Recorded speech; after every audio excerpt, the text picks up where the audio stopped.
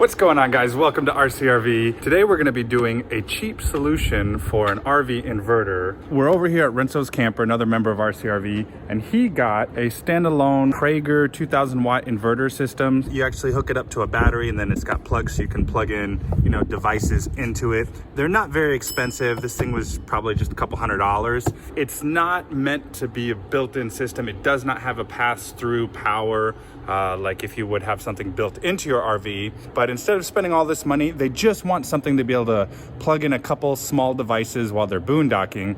We're gonna try to run these lines to see if we can semi-hardwire it into the system. Now, I have to say this up front.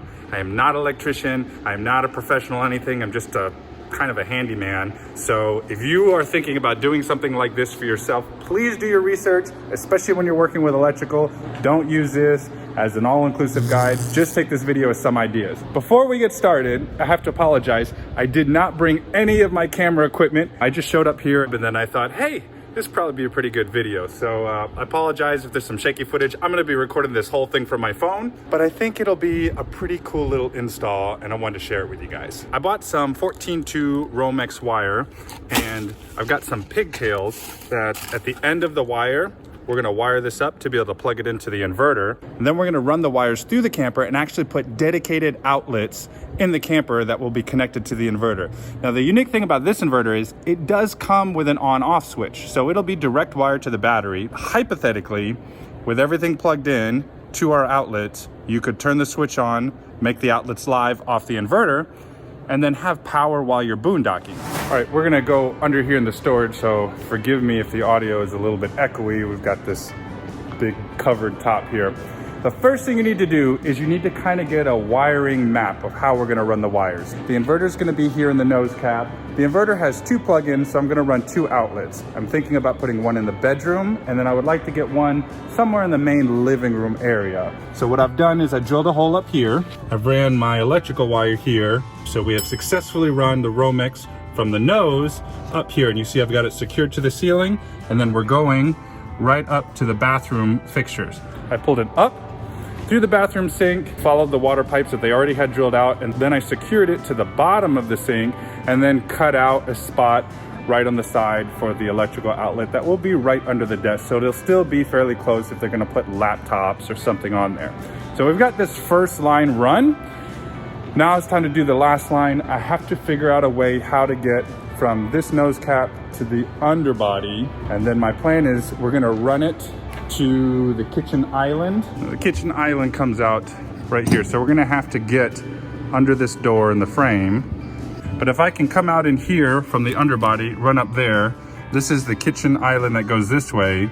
Now there's already a power plug on the other side of this sink that's wired to the shore power line.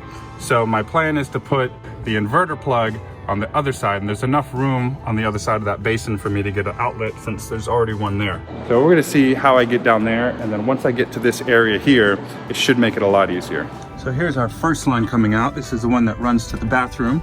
There should be plenty of slack here.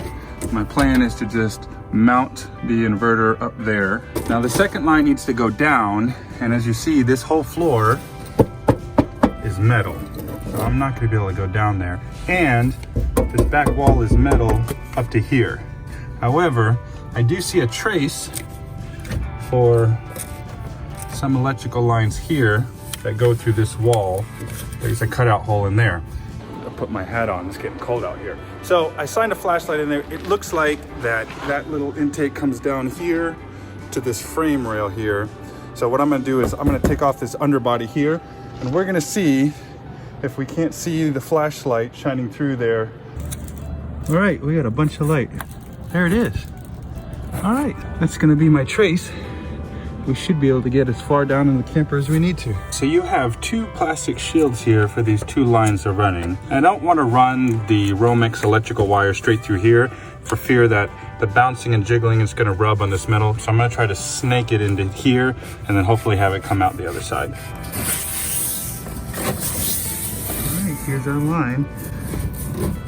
All right, this is gonna be our axis coming up. So I'm gonna take these screws off here, see if we can get up in there.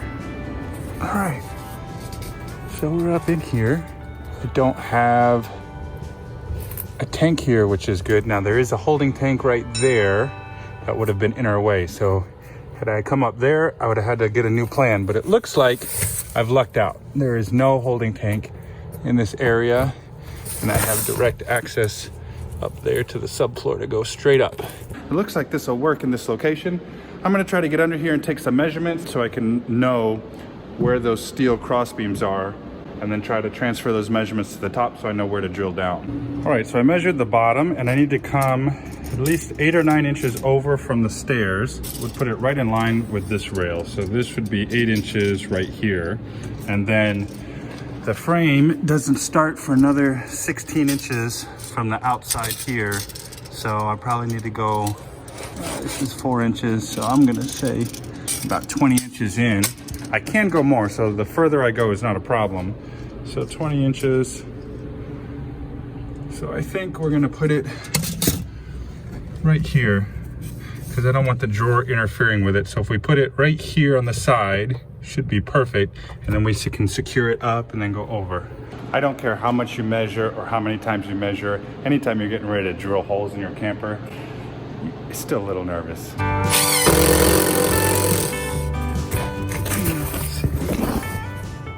There it is right there. I have some line rods that I can put in here, but it's only about 5 feet. I think I'm gonna try to snake this Romex by itself all the way down there where I have the other part of the underbelly drop down. Oh, there it is right there. Man, this is hard with one hand.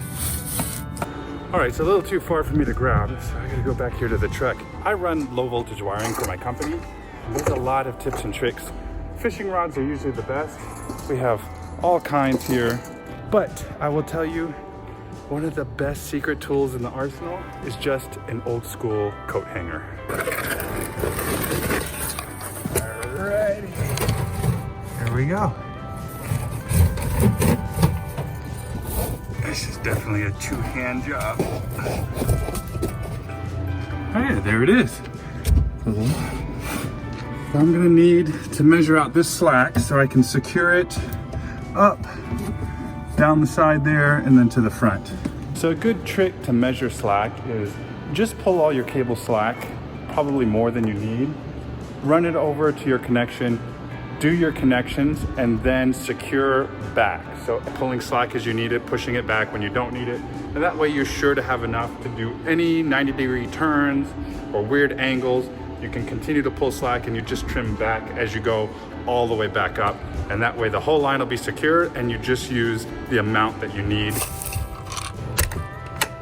Now we're gonna go ahead and cut in this box here on the kitchen island so that we can pull these wires through here. So we got the wire here. The only thing left is to connect the outlet. Just like the bathroom, I'm gonna use a black outlet and a black cover plate just to kind of distinguish between the inverter plug and the shore power plug. So we're gonna get this wired up in the box secured, and then we'll start securing the wire all the way back. Got our line connected, so the line comes there from the outlet. I've got it secured here down the side of the wall, and then going down to the bottom. I think what I'm gonna do is just follow the existing lines and take this and zip tie it to the lines that are already running down there, just to keep this from moving around and maybe wearing out. All right, we're almost there. We got all the lines run. The next step is I gotta mount this inverter. So in here on the ceiling, I've got an open spot right here. Now, this is the floor to the master bedroom. So I can't use a screw that's too long that's gonna go through this floorboard. So I gotta go measure some screws because the last thing I wanna do is shoot a screw through Renzel's master bedroom floor. This is what I'm gonna do. Get the battery pigtails, connect it to the inverter now, and then mount it. That way all I have to do is secure them and then connect it to the battery, because once this thing is mounted, trying to get back here on this backside in the corner is gonna be a pain in the butt. All right, inverter's done. Now the main power of the inverter is off. The direction says keep it off until everything's ready. But first we're gonna get our electrical lines and we're gonna terminate the end so that we can make it a plug and plug it into the inverter. All right, if you're not familiar with working with electrical lines, it's fairly simple. Remember that black is your hot, white is your neutral, and the bare copper wire is your ground. When you look in the plug, they're actually color coded. So your green is gonna be your ground, and then you'll have a silver and a gold. Now the gold's gonna be hot, and the silver is gonna be your neutral lines. So what we do is we're just gonna connect them, all the wires, to their corresponding pins. Got both plugs done. I'm gonna route them up to the top and plug them in here in the back of the inverter. Since this bay is used for storage, we need to get these lines that are draping up and out of the way. You don't want them getting caught. The remote gets plugged here on the back. In the industry, we call this a service loop.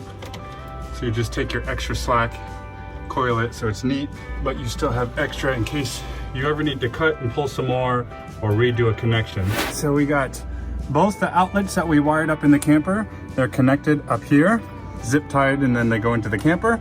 And then we've got our little extra slack from the remote control plugged in, and then our positive and negative batteries down to the battery bank. So we are ready to fire this thing up. So let's hit the main power, which is right here. And then let's go check our remote control inside. Now there's a button on the front side with the LCD screen on the inverter that you can turn it on. There's also this remote button here. I want to test out the remote button that we installed here to make sure that that's working. Oh, green light status, power on. Perfect. So let's run a hypothetical. The television is on. There's an outlet back here. That's a shore power outlet. I'm gonna unplug this, and given the location that I put the outlet in, so it'll still be able to reach the plug over here. Oh, and we've got power. Let's see if this works. Oh, the TV works. So coming out of the bedroom, this is the main part of the camper. So the kitchen, living room, and we installed our outlet right here. So in a pinch, you could still probably put a coffee maker over here and run it and plug it in right here, still in the main part of this kitchen area. So I think that location will work out well. This is only for a backup, quick little plugins while we're boondocking and we need to make some coffee in the morning. So we want a good general location. And while we're here, let's just test this too. Yep, so this one's hot. So we've got power on both. So this is working great. I really like this project. It was pretty cool. I'm sorry I got all this shaky footage because I'm recording everything with my phone, but I really felt like this was a cool project I wanted to share with you guys. Thanks for watching, guys. If you like this type of how-to video, make sure to check out this video next. I teach you how to install awning covers, and in the meantime, we'll see you out there.